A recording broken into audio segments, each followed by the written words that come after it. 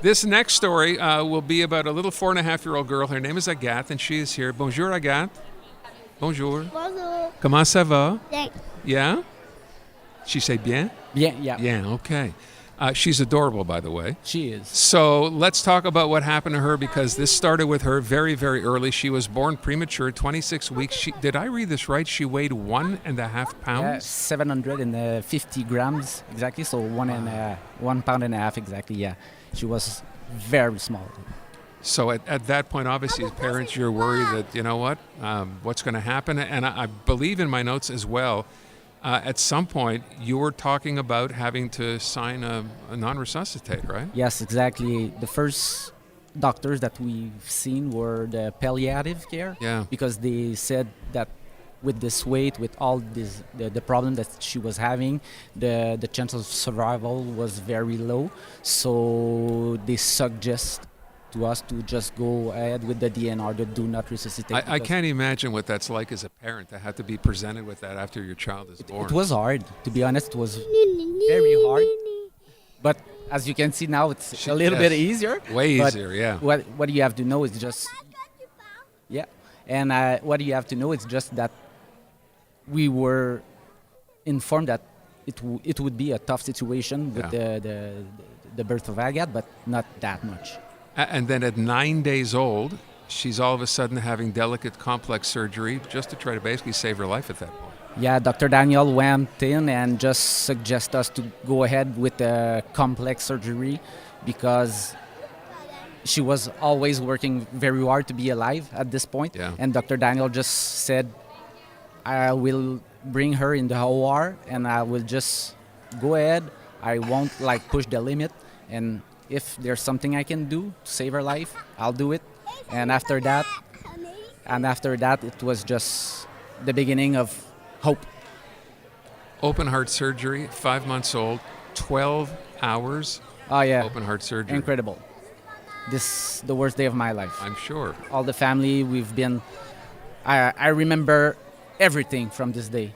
I recall the day before. I recall the night. I recall when she went in the OR with all the big team because it was the first time they did that in Canada on such a tiny baby. Right. So we were so nervous, and it was COVID too. So we were just walking around the hospital for 14 hours. She went in the OR at 7:30ish, and we saw her back in the PQ, in the intensive care unit at 9 on the evening. So it was a painful day. But it was after that again, Dr. Daniel and Dr. Bernier did the amazing thing on her, and here we are. You know, I'm looking at my notes, and it's mind-boggling. So here's this little preemie, Yeah. a pound and a half.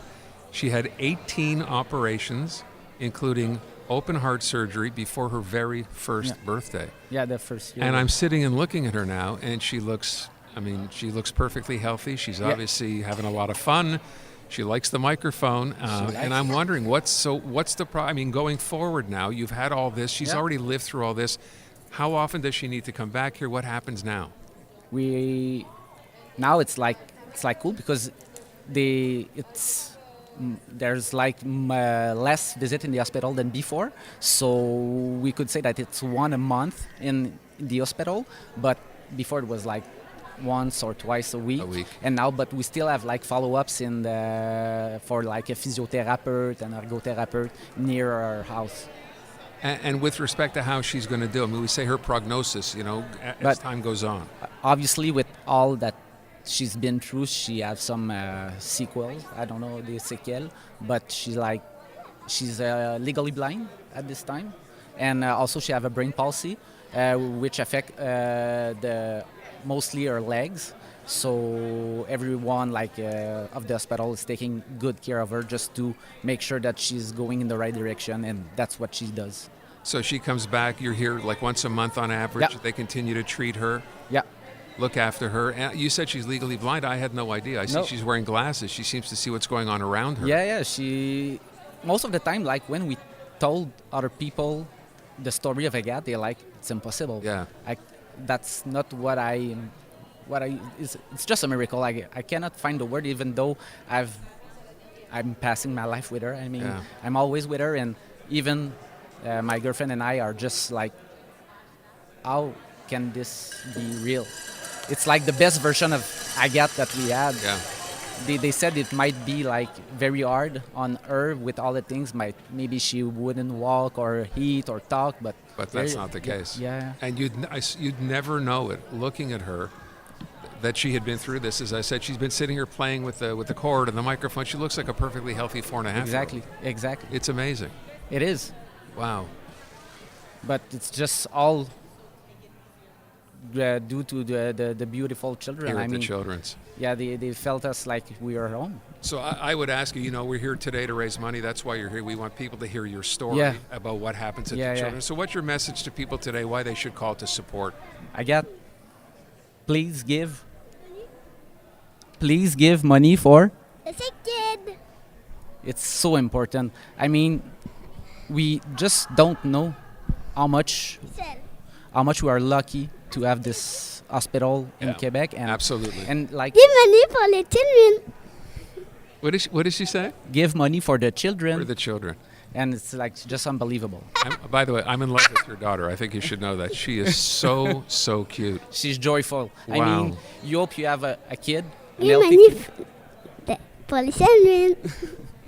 She's in love. I think she want to do your job too. What a great. I think great she's little in girl. marriage with you too. Maybe. Listen, it's never easy to share this story. I'm sure the memory. It's helpful. Yeah, it is helpful, but I'm sure it's hard. Yeah. To have to go That's through a this. kid. I want to thank you for coming here, and Agathe, merci beaucoup, and to your daughter. Wish her all the best, and wish you all the best, and thanks so much for being here today. Thank you to let the opportunity of sharing this beautiful story.